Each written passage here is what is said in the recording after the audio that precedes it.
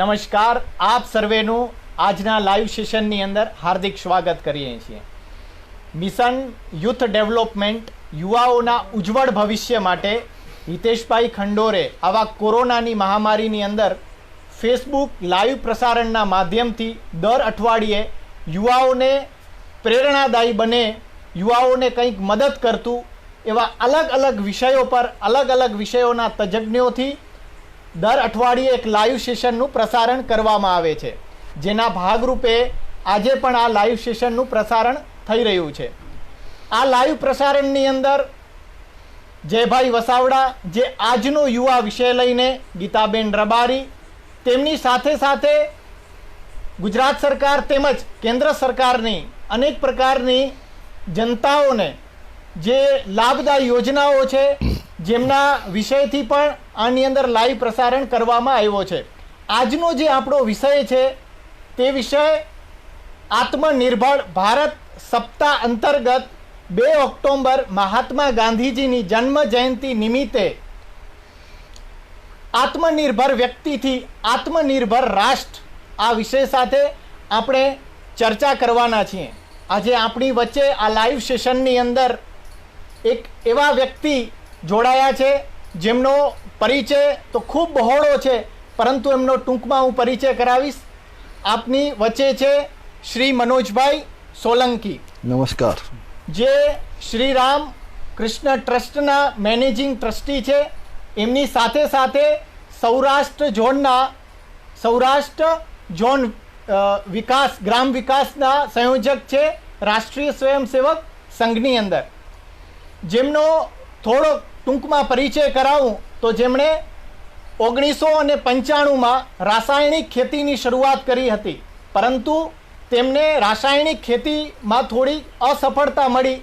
ત્યારબાદ તેમણે વિચાર કર્યું અને 2001ની અંદર તેમણે સજીવ ખેતીની શરૂઆત કરી.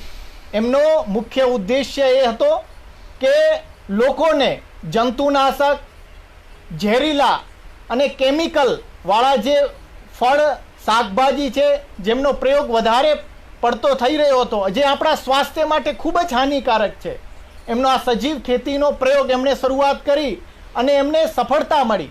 શરૂઆતમાં જે આ પ્રયોગ હતો તે એમના ઘર પૂરતો જ હતો, પરંતુ પછી એમને ધીરે ધીરે લાગ્યું કે ખરેખર આ દરેક વ્યક્તિ સુધી પહોંચવો જોઈએ. દરેક વ્યક્તિ, આપણે છેવાડાના માનવી સુધી, છેવાડાના ગામડા સુધી આ પ્રયોગ પહોંચવો જોઈએ. એમને 2003ની અંદર આમનું વિસ્તાર એમણે વધારી દીધું અને આ વિસ્તાર, આ શૃંખલાને આગળ વધારવા માટે તેમણે 2010ની અંદર શ્રી રામકૃષ્ણ ટ્રસ્ટની સ્થાપના કરી અને તેમણે આના વિસ્તાર રૂપે અલગ અલગ સજીવ ખેતીના પ્રયોગો કર્યા. અને આજે પણ આપણે અત્યારે જે બેઠા છીએ, મારી સાથે શ્રી મનોજભાઈ બેઠા છે. આ જે સંસ્થાન છે તે શ્રી રામકૃષ્ણ ટ્રસ્ટ જે સંસ્થાનમાં અમે બેઠા છીએ, જેમની અંદર કિસાનોને અને અલગ અલગ યુવાઓને આમાં ટ્રેનિંગ પણ આપવામાં આવે છે કે સજીવ ખેતી કેવી રીતે કરવી. એનાથી વિશેષ આપણે એક પ્રકૃતિનો પ્રયોગ કરતા હોઈએ છીએ, જે આજકાલ આપણે નેચરોપેથીના નામથી પણ ઓળખાય છે. જે મિટ્ટી, પાણી, ધૂપ, હવા અને આકાશ, જે આ 5 મહાભૂતો છે, 5 મહાભૂતોથી જ આપણું જે શરીર બનેલું છે. અને આ 5 મહાભૂતો જ્યારે અનબેલેન્સ થાય છે ત્યારે આપણું જે શરીર છે તે અસ્વસ્થ થાય છે, અને પાછા 5 મહાભૂતોને કંટ્રોલમાં કરી અને આપણા શરીરને સ્વસ્થ કરવામાં આવે છે. એવી સારી એવી પદ્ધતિનો પણ એમણે શરૂઆત કરી અને આયુર્વેદિક દવાઓનું પણ તે નિર્માણ કરે છે. આજે આપણે એમને જ સાંભળવાના છે. નાનું એવું ટૂંકું એમનું પરિચય હતો અને એમની એક સપનું છે કે આ જે વિષય છે તે દરેક ગામડા અને છેવાડાના માનવી સુધી પહોંચે. તો આજે આપણા જે વિષયથી આપણે ઉપસ્થિત થયા છીએ કે 2 ઓક્ટોબર એટલે કે કાલે આપણા રાષ્ટ્રપિતા મહાત્મા ગાંધીજીની જન્મ જયંતિ છે. એમના જન્મ જયંતિ નિમિત્તે જે આત્મનિર્ભર વ્યક્તિથી આત્મનિર્ભર રાષ્ટ્ર આ વિષય સાથે આપણે ખૂબ ચર્ચા કરવાના છીએ. તો શ્રી મનોજભાઈ સોલંકીજી, આપનું ખૂબ ખૂબ આભાર અને સ્વાગત કરીએ છીએ આ લાઈવ સેશનની અંદર. જી ધન્યવાદ. સૌપ્રથમ આપણે મનોજભાઈ પાસેથી, સાહેબ પાસેથી જાણીશું કે જે આ આત્મનિર્ભર વ્યક્તિથી આત્મનિર્ભર રાષ્ટ્ર, જે આપણે આત્મનિર્ભર શબ્દનું ઉચ્ચારણ કરી રહ્યા છીએ, પહેલા અગાઉ પણ ગાંધીજીએ આત્મનિર્ભર બનો જેવા શબ્દ જે છે આપણી સમક્ષ ઘણીવાર આવ્યા છે, અને અત્યારના આપણા જે વડાપ્રધાન છે શ્રી નરેન્દ્રભાઈ મોદીજી, તે પણ કહે છે કે આત્મનિર્ભર બનો, આત્મનિર્ભર ભારત. જે આ એક સંકલ્પ છે, જે સૂત્ર છે, ખરેખર આત્મનિર્ભર આ શબ્દ શું છે એ આપ અમને જણાવશો. જી ધન્યવાદ. આપ સૌનું હાર્દિક સ્વાગત છે. નમસ્કાર. આજે આપણી 2 ઓક્ટોબર આપણા રાષ્ટ્રપિતા મહાત્મા ગાંધીની 150મી જન્મ શતાબ્દી આપણે જ્યારે ઉજવી રહ્યા છીએ, ત્યારે એમનો કહેલો એક શબ્દ આત્મનિર્ભર, જે આખા ભારતમાં આજે ગુંજની જેમ ચાલી રહ્યો છે, તો એ શબ્દ શું છે એ જરૂર સમજવો જોઈએ. જે આપનો પ્રશ્ન છે ખરેખર મહત્વનો છે. આત્મનિર્ભરતા છે એ આપણી વૈચારિક વૃદ્ધિનો વિકાસ, એટલે કે અપૂર્ણતાથી પૂર્ણતા તરફ જવા દરેક માણસ પ્રયાસ કરતો હોય છે. અને એ પૂર્ણતા છે એ વિચારના સ્વરૂપમાં હોય, વ્યવહારના સ્વરૂપમાં હોય, વ્યવસ્થાના સ્વરૂપમાં હોય કે જીવનના સ્વરૂપમાં હોય. આપણે બધે પૂર્ણ થવાના પ્રયાસમાં છીએ, અને આ પૂર્ણ થવાનો પ્રયાસ પ્રકૃતિના આધારે પોતાના બળે આપણે જ્યારે કરીએ ત્યારે એ આત્મનિર્ભરતા હોય છે. અને એના માટે આપણે સહયોગી જો બનતું હોય તો એ પ્રકૃતિનું આખી સંરચના જે છે, જગતમાં જે જીવ આવે એને પોતાનું જીવન વ્યવસ્થિત રીતે જીવી શકે એના માટેનું જે એક આખું વ્યવસ્થાપન છે, એ વ્યવસ્થાપનને સમજીને આપણે આત્મનિર્ભર બની શકીએ. અને આ વાત છે એ આપણી ભારતીય ચિંતનની વાત છે, ભારતીય તત્વજ્ઞાનની વાત છે. ભારત હંમેશા, જે હમણાં વાત કરી, પંચમહાભૂતનો સમજનારો દેશ છે. એટલે કે આપણો મૂળ ધર્મ છે સનાતન ધર્મ છે, અને સનાતન ધર્મ છે ધરતી, આકાશ, અગ્નિ, વાયુ, જલ, આ 5 તત્વને સમજનારું હતું. એ એટલા માટે જ હતું કે આ 5 તત્વોથી આખી જગતની રચના છે, અને જો આ રચનાને સમજી લઈએ તો આપણા જીવનમાં જે પણ કલ્પના કરીએ, જે પણ આપણે ઈચ્છા રાખીએ, બધી ઈચ્છા આપણે આ પંચમહાભૂતની વ્યવસ્થાથી આપણે કરી શકીએ. અને આ પંચમહાભૂતથી માત્ર માણસ નહીં, સમગ્ર જીવસૃષ્ટિ સ્વનિર્ભરતાનો અહેસાસ કરી રહી છે, સ્વનિર્ભરતાને પ્રાપ્ત થાય છે. તો આ પ્રકૃતિના આધારે આપણે સ્વનિર્ભરતા પ્રાપ્ત થાય, આ વાત જે છે એ આપણે સમજવા માટે આપણે આખી પ્રકૃતિની વ્યવસ્થાને સમજવાની જરૂર છે. એના માટે સૌથી પહેલા હોય છે પ્રાથમિકતા આપણી હોય છે જીવનની. તો હવા, પાણી, અન્ન આપણે કઈ રીતે મળી શકે તો એની ઉપલબ્ધિનો વિચાર કરવો પડે. અને બીજું આત્મનિર્ભરતા આપણી હોય છે કે આપણે સુખ સુવિધા રૂપી આજના સમાજમાં જે આપણી વિચાર હોય છે, તો સુખ સુવિધાઓ આપણે કઈ રીતે પોતાના પ્રયાસોથી આપણે ઊભી કરી શકીએ પ્રકૃતિના સહયોગથી. આ કરવાની જે વાત છે, અને આ વાતને આપણે વ્યવહાર સુધી લઈ જઈએ અને એની એક વ્યવસ્થા ઊભી થાય, અને એ વ્યવસ્થાને આપણે ઊભી કરી અને જો આપણે સંપૂર્ણ સ્વાવલંબીની સ્થિતિમાં આવીએ તો આપણે આત્મનિર્ભર થયા કહેવાય. જી સર, અત્યારે આજે આપનું રામકૃષ્ણ ટ્રસ્ટ છે, જે લગભગ 20 એકરમાં ફેલાયેલું છે અને એકદમ પ્રકૃતિમય છે. જે આપ 5 મહાભૂતો, જે મિટ્ટી, પાણી, ધૂપ, હવા અને આકાશ, જે આપણો શરીર પણ બનેલો છે, અને આ જ 5 મહાભૂતોથી આપણા શરીરને સ્વસ્થ પણ આપણે કરી શકીએ. જેવો સરસ મજાનો વાતાવરણ છે. આપે સ્વાવલંબી બનવા માટે અને આત્મનિર્ભર ના ઘણા બધા પ્રયોગો કર્યા છે. તો સાહેબ, આ જે આખું પ્રકૃતિમય સેન્ટર છે, તો આ આત્મનિર્ભરતા અને જે આ પ્રકૃતિ છે તેનો શું સંબંધ છે? જે મેં હમણાં વાત કર્યું કે આત્મનિર્ભરતા એટલે આપણે પૂર્ણતા તરફ જવું, અને પૂર્ણતા છે એ જીવનના રૂપમાં પણ હોય, ને સુખ સુવિધાના રૂપમાં પણ હોય, અને સામાજિક વ્યવસ્થાના રૂપમાં પણ હોય. તો આ પૂર્ણતા છે એ મળવા માટેના જે આપણા આયામો છે, જે આપણો આધાર છે, આપણી જે રિસોર્સ છે એ છે પ્રકૃતિ છે. અને પ્રકૃતિ પંચમહાભૂતથી આખી વ્યવસ્થા ચલાવે છે, અને એમાંથી આપણને જુદી જુદી પ્રકારની સંપદાઓ પ્રાપ્ત થાય છે. અને આ સંપદાઓના માધ્યમથી આપણે આપણી ઈચ્છા અને એ જીવનની જરૂરિયાતોને જે સંકલ્પનાઓ છે એને આપણે પૂરી કરી શકીએ છીએ. અને એ સંપદાઓ છે, તો સૌથી પહેલી સંપદા છે ભૂ સંપદા, પછી છે જલ સંપદા, પછી છે જીવ સંપદા, પછી છે વન સંપદા, પછી છે ગૌ સંપદા, પછી જન સંપદા અને ઉર્જા સંપદા, આ 7 પ્રકારની સંપદાઓ આપણી આજુબાજુ પ્રકૃતિએ ભરપૂર માત્રામાં જે અવલંબિત કરી છે.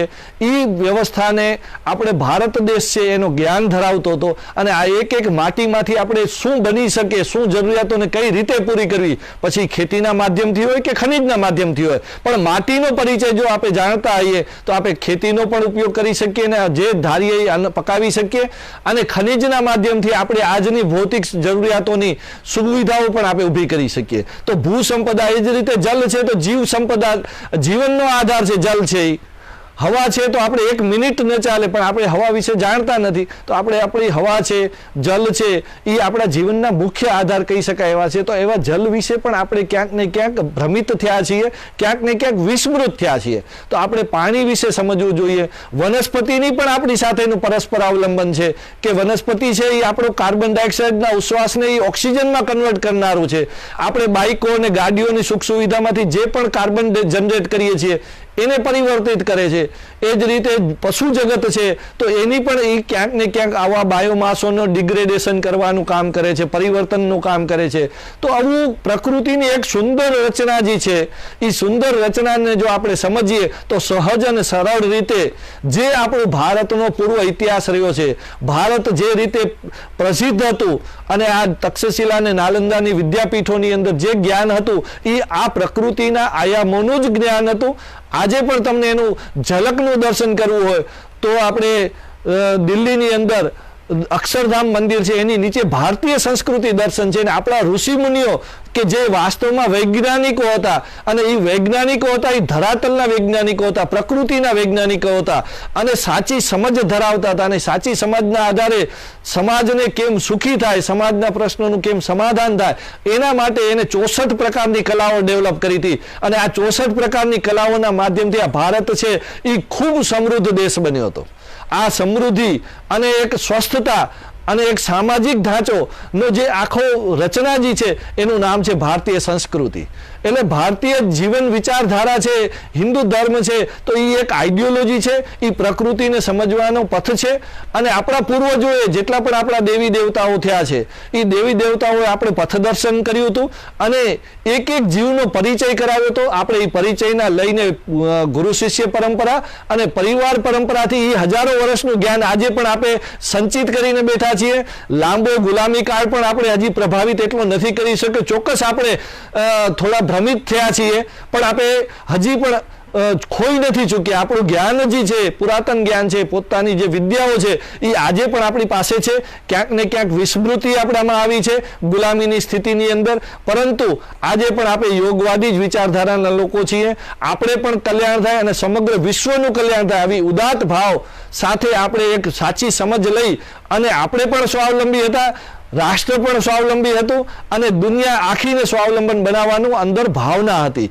આ વિચારધારા લઈને તક્ષશિલા નાલંદામાં વિશ્વના વિદ્યાર્થીઓ આ પ્રકારનું જ્ઞાન લેવા આવતા હતા, જેના આધારે સમગ્રતાનું કલ્યાણ થાય, સમગ્ર જીવ સુખી થાય, અને દરેક એંગલથી સર્વાંગીણતાથી સુખી થાય. આવો એક સરસ મજાનો વિચાર આ કઈ રીતે કરવો એ બેઝ બનાવીને રામકૃષ્ણ ટ્રસ્ટ છે એ સજીવ ખેતી, ગૌપાલન, ગ્રામોદ્યોગ, કારીગરી આવું અમે એક મોડેલ બનાવ્યું છે, અને આ મોડેલને આજના પ્રારૂપમાં કરવાનો પ્રયાસ કર્યો છે. ગાંધી બાપુના વિચારો હતા કે યાંત્રીકરણ છે એ ક્યાંક ને ક્યાંક કોઈકનું શોષણ કરશે, અસમાનતા ઊભી કરશે, તો એની બદલીમાં આપણે યાંત્રીકરણ ન થવું જોઈએ. પણ યાંત્રીકરણ નો એક કાળ એવો આવ્યો કે જેમાં યાંત્રીકરણ થયા વગર રહ્યું નહીં, અને ગાંધી બાપુના જે મુખ્ય વિચારો હતા એ ક્યાંક ને ક્યાંક ઉપેક્ષિત થયા, અને એની ગ્રામ સ્વરાજની જે કલ્પના હતી, ગ્રામ સ્વાવલંબનની કલ્પના હતી, ગ્રામ સ્વનિર્ભરતાની કલ્પના છે એ ક્યાંક ને ક્યાંક બાકી રહી ગઈ છે.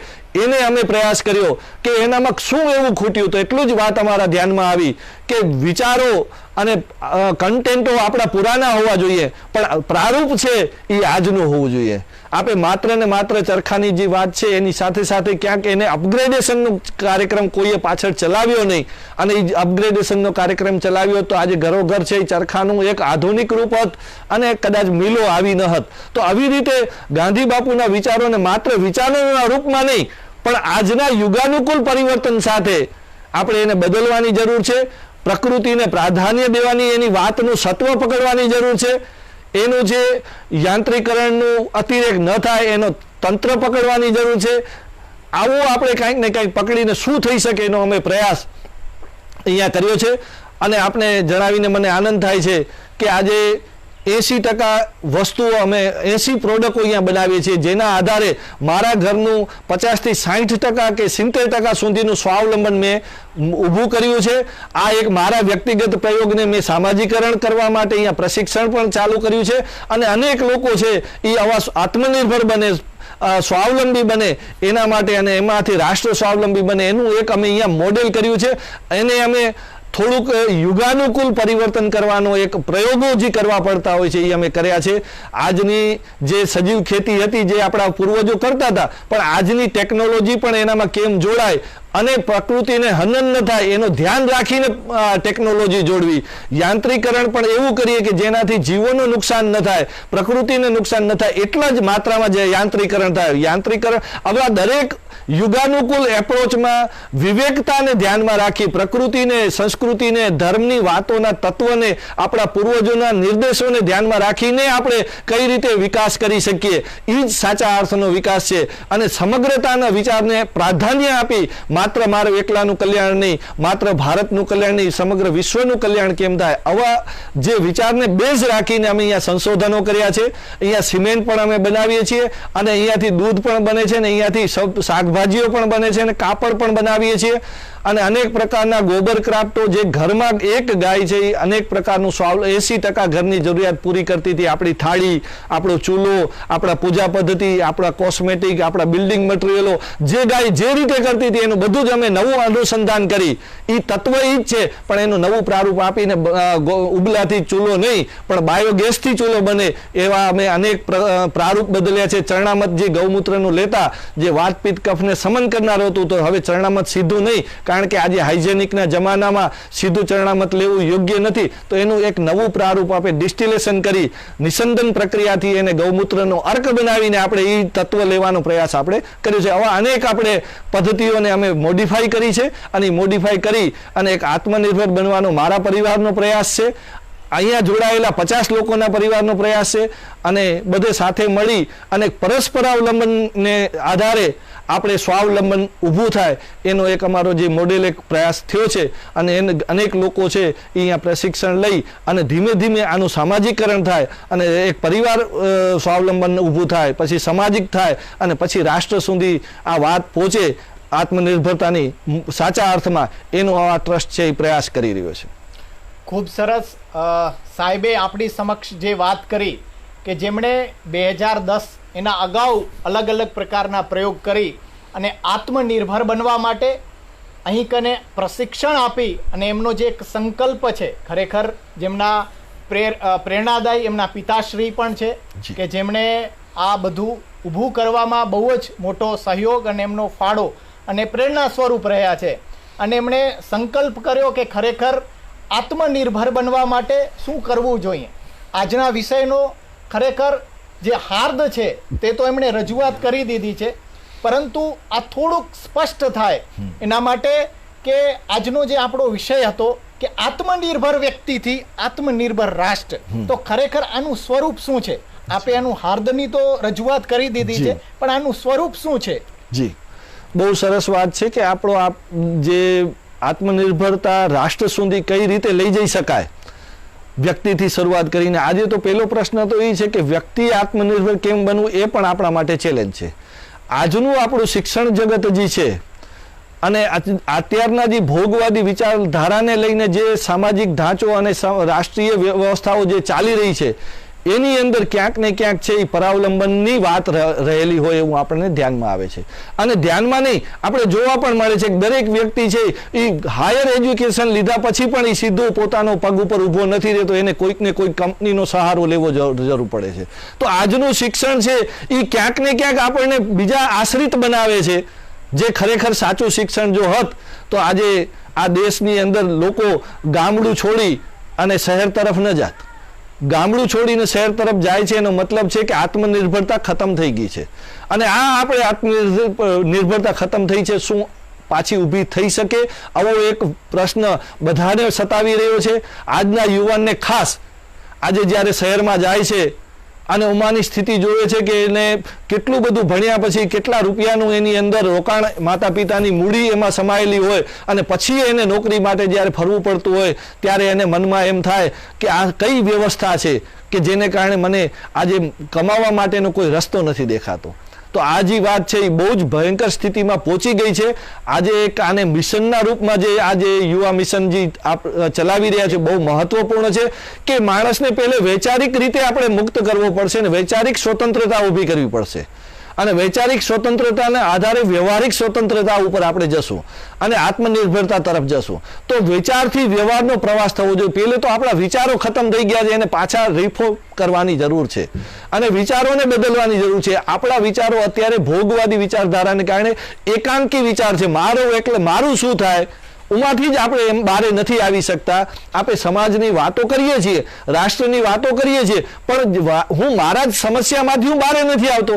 એટલે આપણે જે કાંઈ નવું કરવા ગયા એમાં સમસ્યાઓએ આપણને એટલા ઘેરી લીધા છે કે હું મારા કુંડાળામાંથી, મારી વ્યવસ્થામાંથી, મારી વિચારધારામાંથી, મારી મતલબ અને લોભમાંથી હું બહાર જ નથી આવતો. હું રાષ્ટ્ર સુધી કઈ રીતે પહોંચું? તો આ એક જ્યાં સુધી આપણે બધા જ એક તત્વના અંશ છીએ, આપણે બધે એક ભાઈ છીએ, આપણે એક બધા જ ભગવાનના અંશ છીએ, બધા જ જીવો આપણે એક છીએ. આવો માન જો ભાવ જ્યાં સુધી નિર્માણ ન થાય ત્યાં સુધી રાષ્ટ્ર ભાવનાની વાત શક્ય જ નથી, પરિવાર ભાવની શક્ય જ નથી. આજે આપણે જોઈએ છીએ કે પરિવારની સ્થિતિ પણ શું છે? સતત સંઘર્ષ અને તણાવ વચ્ચે પરિવાર જીવી રહ્યો છે. કેમ? એ તો બહુ નજીક છે, એકબીજાને કેમ નથી ઓળખતા? તો ક્યાંક ને ક્યાંક આપણે ઓળખવાની જે ક્ષમતા છે, સમજવાની ક્ષમતા જ ખોઈ ચૂક્યા છીએ. આપણે કોઈકની પાછળ ચાલતા થઈ ગયા છીએ. આ બદલવાની જરૂર છે. આપણે શું કરવું જોઈએ ને શું ન કરવું જોઈએ એની સ્પષ્ટતા છે એ આપણામાં પહેલે પેદા થાય. શું સાચું છે શું ખોટું છે એની ક્ષમતા ઊભી થાય અને આ બધું જ જો શીખાડી શકે તો સાચો કોઈ ગુરુ હોય તો માનવ હંમેશા અપૂર્ણ છે. સાચું જો કોઈ પૂર્ણ હોય તો એ પ્રકૃતિ છે. પ્રકૃતિના સાનિધ્યમાં રહીને જ પ્રકૃતિની પૂર્ણતાનો અહેસાસ અને પ્રકૃતિની પૂર્ણતાની વાતને સમજી શકાય. એટલે પ્રથમ આપણે જે પ્રકૃતિનું મોટું ઇગ્નોરન્સ થયું છે અને આપણે વિકૃતિ તરફ ગયા છીએ એને અટકાવવાની જરૂર છે. વિકૃતિઓની જેટલું બને એટલું એને દૂર રહી પ્રકૃતિ તરફનો આપણો પ્રવાસ પ્રારંભ કરીએ. મારો આ અનુભવની હું વાત કરું છું કે હું પણ એક ઉદ્યોગમાં હતો, કોમર્શિયલ BCom LLB ભણેલો હતો. એ વિચારધારા ને એ મારી દ્રષ્ટિકોણમાંથી મારો જે દ્રષ્ટિકોણ બદલનારું કોઈ હોય તો હું જ્યારે 1995માં કેમિકલ ખેતી અને ત્યાર પછી સજીવ ખેતીમાં જ્યારે મારું રહેવાનું થયું, હું પ્રકૃતિના સાનિધ્યમાં રહ્યો, મારી અંદરનું પરિવર્તન ચાલુ થયું છે. મારી અંદરનું પરિવર્તન ચાલુ થવાનો મુખ્ય આધાર કોઈ હોય તો પ્રકૃતિનો સહવાસ છે.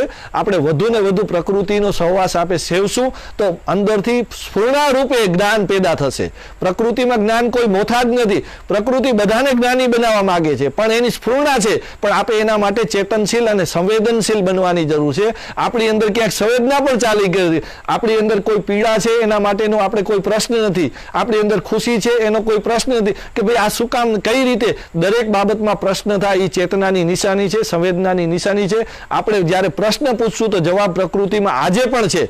આજે પણ મને જે પ્રશ્ન નથી મળતા એને હું આજે પણ પ્રકૃતિમાં પ્રાર્થના કરીને આહ્વાન કરું છું તો મને 2 મહિને 4 મહિને 6 મહિને એનો જવાબ મળે છે. પ્રકૃતિ આજે લાઈવ છે એવા મારા અનુભવના આધારે હું કહી શકું છું અને મને પ્રકૃતિમાંથી આખો આ રસ્તો મળ્યો છે.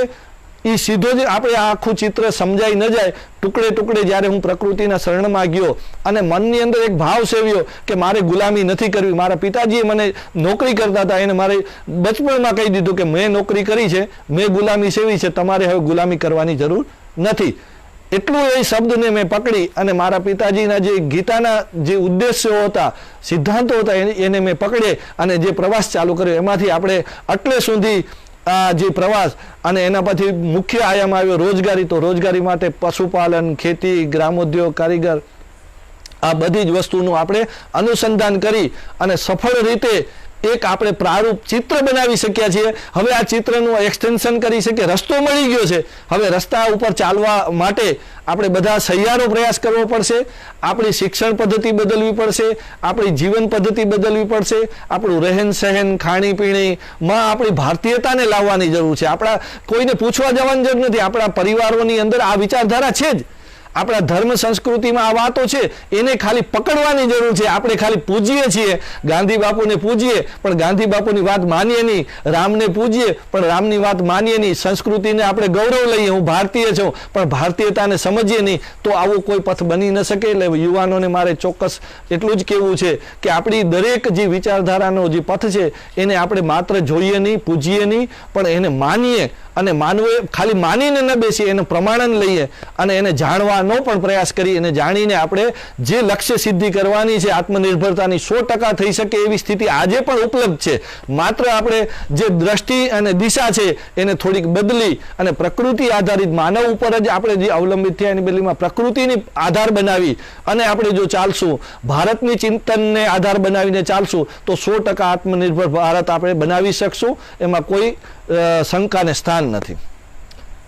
સાહેબે ખૂબ જ સરસ વાત કરી અને છેલ્લે એ પણ સંદેશ આપી દીધું કે આજનો જે યુવા છે એ ખરેખર આત્મનિર્ભર કેવી રીતે બની શકશે. આપે એ પણ સ્વરૂપ જણાવી દીધું. ખરેખર સાહેબે જેવી રીતે વાત કરી કે આપણી જે વિચારધારા છે તેને બદલવાની જરૂરત છે અને આપણે જે વિચારીએ છીએ તે પ્રકૃતિ આપણને પાછું આપે છે. એ જ ખરેખર જ્યારે પણ સાહેબને મળીએ છીએ, જ્યારે પણ સાહેબના સાનિધ્યમાં હોઈએ છીએ ત્યારે એમના પણ વિચારો જે છે એ ખરેખર આપણને પ્રકૃતિમય જોવા મળે છે. અને આજે જે પ્રકૃતિ છે, આપણે જેવી થોટ્સ છે, આપણા જે વિચાર છે આપણે ગુનગુનાવીએ છીએ અને ખરેખર એ જ વિચાર છે, એ જ થોટ્સ છે જે પ્રકૃતિ આપણને આપે છે. જેવી રીતે કોઈ મોટો પહાડ હોય અને આપણે અવાજ કરીએ તો એ પડઘો આપણને પાછો આપે છે, એવી જ રીતે આપણી જે વિચારધારા છે, જે આપણે વિચારીએ છીએ એ જ વિચારધારા આપણને પ્રકૃતિ પાછી આપે છે. જેટલા આપણા સકારાત્મક વિચારો હશે એટલા જ આપણને પ્રકૃતિ આપણને પાછું આપશે. ખૂબ ખૂબ સાહેબ આપનો આભાર કે આપ આ લાઈવ સેશનની અંદર જોડાયા. જે આત્મનિર્ભર વ્યક્તિથી આત્મનિર્ભર રાષ્ટ્ર કેવી રીતે બને તેનું સ્વરૂપ પણ આપે અમને સમજાયું. વિશેષ કંઈ આત્મનિર્ભર યુવા કેવી રીતે બની શકે એનો માર્ગદર્શન હશે તો આપ જરૂર આપ યુવાઓને કહીશું. એક છેલ્લે વાત કહેવા માંગીશ કે આપણે આ સાહેબની સંસ્કૃતિમાંથી ભાઈની સંસ્કૃતિમાં આવી જશું તો ચોક્કસ આપણે આત્મનિર્ભર થઈ શકશું. હવે હું સાહેબ શબ્દનો પ્રયોગ નહીં કરું. નમસ્તે મનોજભાઈને. આપણે બધે સહઅસ્તિત્વથી આપણે બધે ભાઈઓ છીએ અને ભાઈઓ તરીકે આપણે આગળ વધશું તો જરૂર સફળ થશું. જી બિલકુલ. અને આ જે અમે શ્રી રામકૃષ્ણ ટ્રસ્ટ જે પ્રકૃતિમય 20 એકરના પ્રાંગણમાં જે બેઠા છીએ, આપ પણ ક્યારે આવજો. બહુ જ ખૂબ તમને આનંદ થશે. અમને પણ એટલું આમ પ્રકૃતિમય થઈ અને ખરેખર આપણા જે વિચારો છે એ એકદમ સકારાત્મક થઈ જાય છે. પુનઃ મનોજભાઈ આપનો ખૂબ ખૂબ આભાર. જી ધન્યવાદ.